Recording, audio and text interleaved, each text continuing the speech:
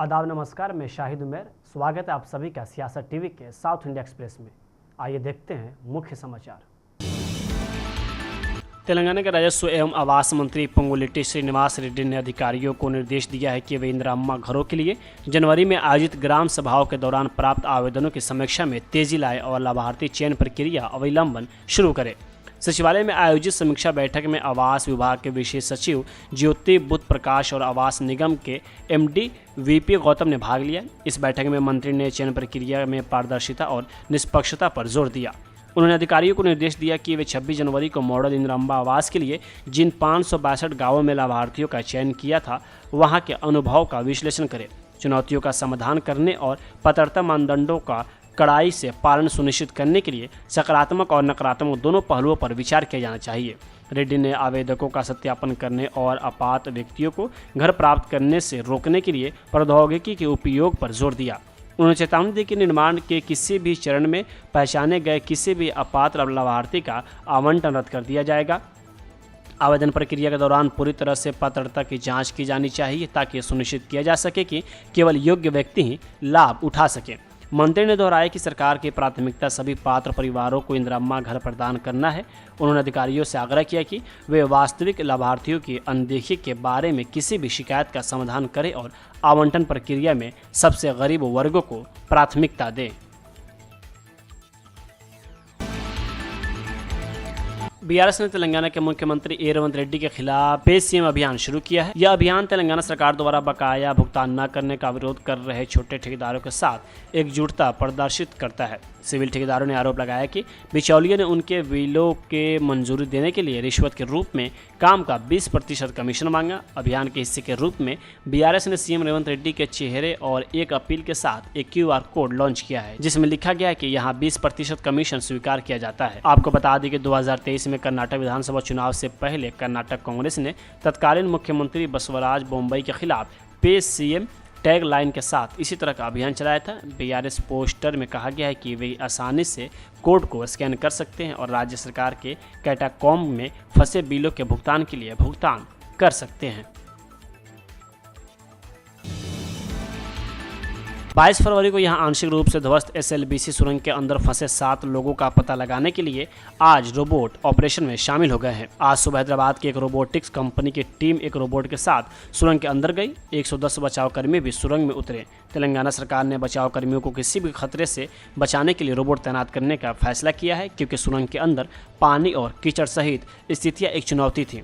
राज्य के सिंचाई मंत्री एन उत्तम कुमार रेड्डी ने 8 मार्च को कहा था कि सरकार रोबोट विशेषज्ञ हैदराबाद स्थित निजी कंपनी की सेवाओं का उपयोग करके ऑपरेशन शुरू करने के लिए 4 करोड़ रुपए खर्च करेगी। उन्होंने कहा था कि विशाल टनल बोरिंग मशीन के टुकड़े सुरंग के अंदर पानी, मिट्टी और पत्थरों में डूब गए, जिससे बचाव दल को खतरा पैदा हो गया है। मुख्यमंत्री ए रेवंत रेड्डी ने, जिन्होंने 2 मार्च को सुरंग का दौरा किया था, उन्होंने बचाव कर्मियों को किसी भी खतरे से बचने के लिए ऑपरेशन का नेतृत्व करने वाले अधिकारियों को यदि आवश्यक हो तो सुरंग के अंदर रोबोट का उपयोग करने का सुझाव दिया था।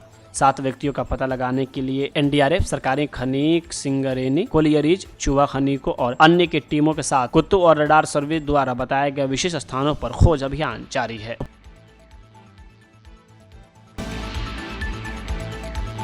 विधायक कोटे के तहत तेलंगाना विधान परिषद के आगामी चुनाव के लिए उम्मीदवारों के चयन को लेकर असफल उम्मीदवारों में असंतोष की भावना बढ़ रही है। पार्टी के वरिष्ठ नेता और युवा सदस्य दोनों ही चयन प्रक्रिया से नाखुश हैं। हालांकि किसी ने भी इस फैसले की खुलकर आलोचना नहीं की है। पार्टी ने 3 सीटों के लिए उम्मीदवारों की घोषणा की, जिसमें SC, ST और BC समुदाय के लिए एक सीट आवंटित की गई है। हालांकि पार्टी के भीतर कई लोग सवाल उठा रहे हैं कि क्या हाईकमान द्वारा इस्तेमाल किए गए मानदंड निष्पक्ष और संतुलित थे। युवा सदस्य पार्टी नेतृत्व से अपील कर रहे हैं कि उन्हें नामित पदों के लिए विचार किया जाए। 1 दशक से अधिक समय से पार्टी के प्रति उनकी वफादारी पर जोर देते हुए उनका तर्क है कि उनके समर्पण के बावजूद उन्हें मझधार में छोड़ दिया गया है और चेतावनी दी गई है कि निरंतर उपेक्षा पार्टी के हितों को बढ़ावा देने के उनके उत्साह को कम कर सकती है। दूसरी ओर वरिष्ठ नेता इस बात से परेशान है कि उन्हें लगता है कि उनकी कीमत पर पैराशूट नेताओं को तरजीह दी जा रही है। वे एक ऐसे नेता का उदाहरण देते हैं जो 2023 के विधानसभा चुनाव से ठीक पहले कांग्रेस में फिर से शामिल हो गए। इसी तरह युवा सदस्य पूर्व AICC अध्यक्ष और लोकसभा में विपक्ष के नेता राहुल गांधी से अपील कर रहे हैं कि वे उन्हें प्रदेश कांग्रेस कमेटी यानी PCC की नई कार्यकारिणी में कार्यकारी अध्यक्ष, वरिष्ठ उपाध्यक्ष और महासचिव जैसे भूमिकाओं के लिए विचार करें, जिसका अभी गठन होना बाकी है।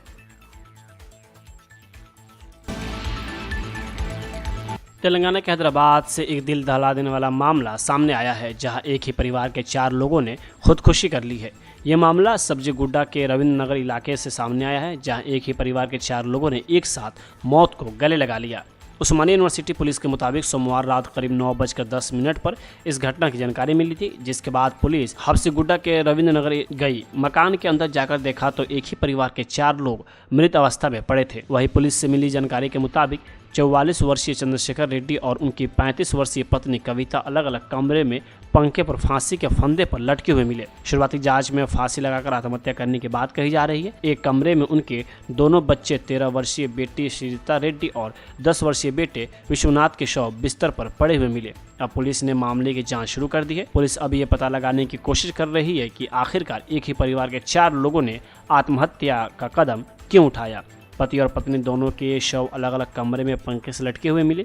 वहीं दोनों बच्चों के शव उनके कमरे के बिस्तर पर पड़े मिले। ऐसे में पुलिस हत्या या आत्महत्या के एंगल से भी जांच करेगी। हालांकि शुरुआत में देखने पर यह आत्महत्या की ही केस लग रहा है। तमिलनाडु के तिरुनेलवेली में एक दलित छात्र पर अज्ञात लोगों ने हमला कर दिया और उसकी उंगलियां काट दी। वह परीक्षा देने जा रहा था।